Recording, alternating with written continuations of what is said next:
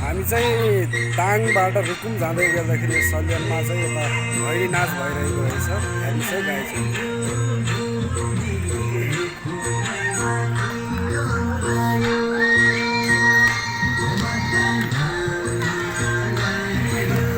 यो सल्यानको बाक्साउर नगरपालिका 2 खरिबट सल्यानमा हेर्नुहोस् है भैली नाच भइरहेको छ। आज चाहिँ लक्ष्मी पूजाको दिन हो। हेर्नुहोस् है, हेर्नु सक्नुहुन्छ।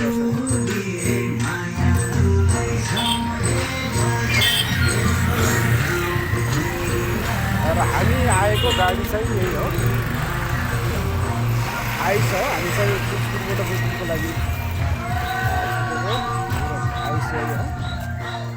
र यति बेला चाहिँ नेपालको टाइम 11:30 भएको छ। यति बेला चाहिँ खाना चाहिँ यहाँ झारेको छ। हामीले खाना खाइसकेका छौँ।